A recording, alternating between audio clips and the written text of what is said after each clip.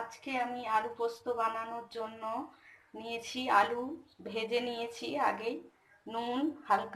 হালকা নুন আর হলুদ দিয়ে আলুটাকে ভেজে নিয়ে রেখে দিয়েছি।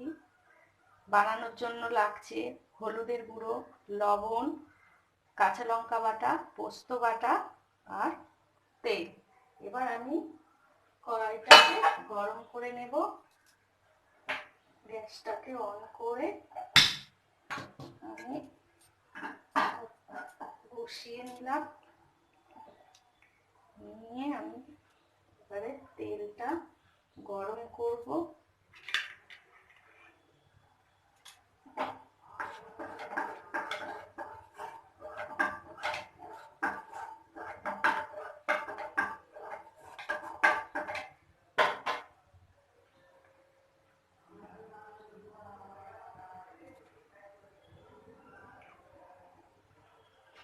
পরিমাণ মতন তেল দেব। এটা আমি সর্ষের তেলে বানাবো।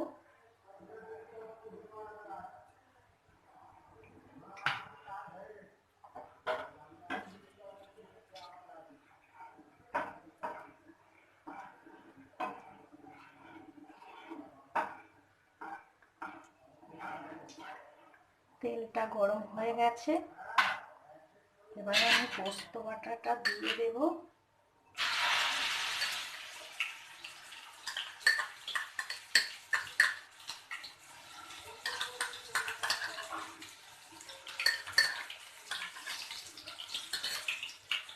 পোস্ত বাটাটা দিয়ে দিলাম। এবার এটাকে নাড়তে হবে। একটু লবণ ছড়িয়ে দেব।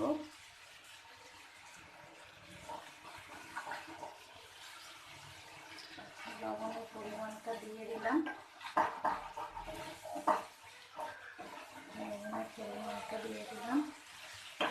পোস্তটা লাল লাল করে ভাজতে হবে।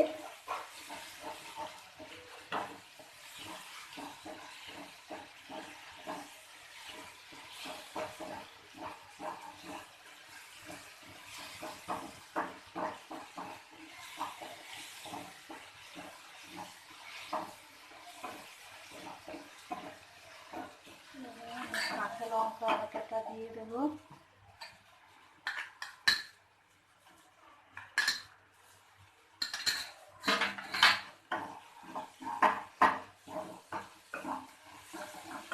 কাঁচা লঙ্কা বাটাটা দিয়ে এবারে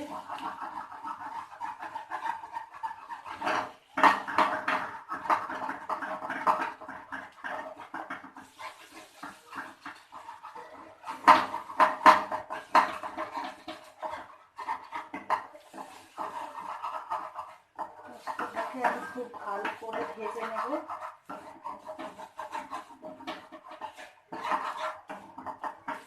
পোস্তটা ভাজা ভাজা হয়ে এসছে। এবার আমি সামান্য হলুদ গুঁড়ো দিয়ে দেব। খুবই সামান্য হলুদ গুঁড়ো।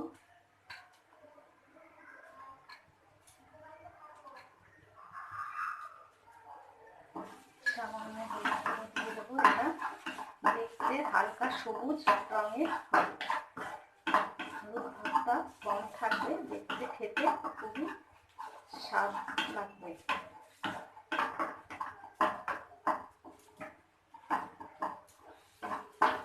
পোস্তটা আমাকে ভালো করে ভাজা হয়ে গেছে। এবার আমি আলু ভাজাটা তুলে দেব। আলু ভাজাটা দিয়ে আমি হালকা আঁচে নাড়িয়ে নেব। খুব কম সময়ের মধ্যে রান্নাটা হয়ে যাবে যদি আপনারা এভাবে করতে চান। এবার আমি অল্প পরিমাণে জল দিয়ে দেব।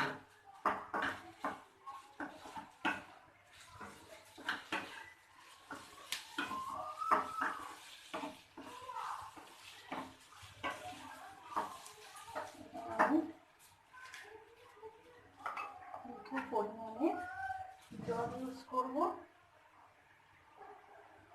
বাটি এক বাটি জল আমি ইউজ করলাম।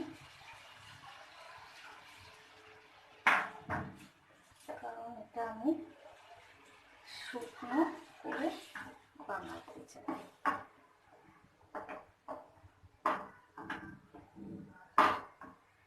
একটু ফুটবে 10 থেকে 15 মিনিট। আলুটা সিদ্ধ হতে একটু সময় লাগবে।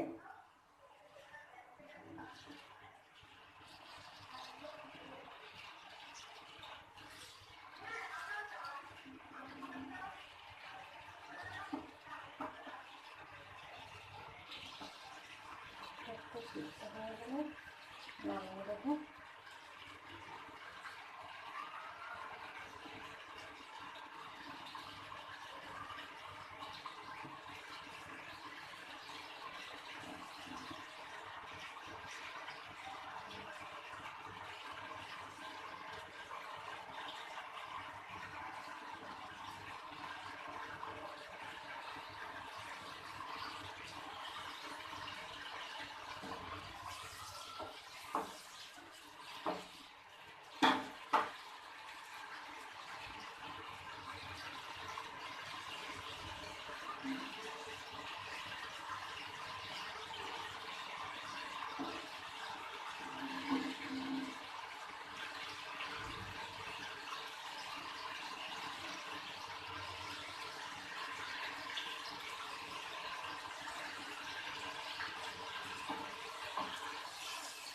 আমি মাঝে মাঝে নাড়িয়ে দেবো।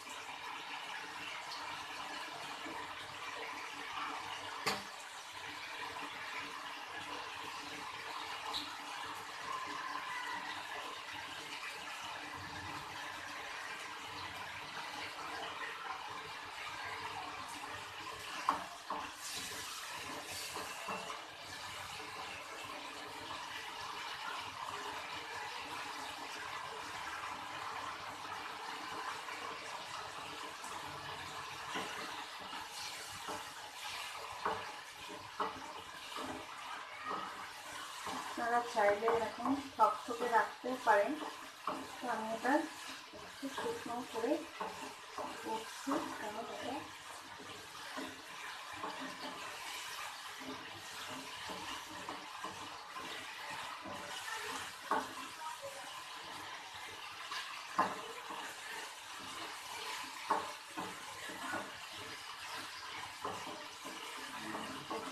হয়ে এসেছে।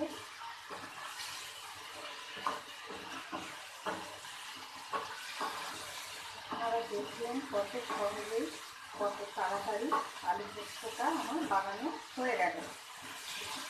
এবার আমি এটা নামিয়ে দেব।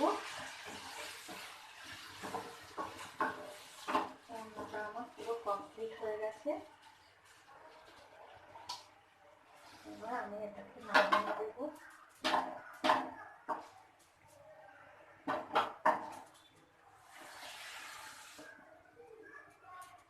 আমার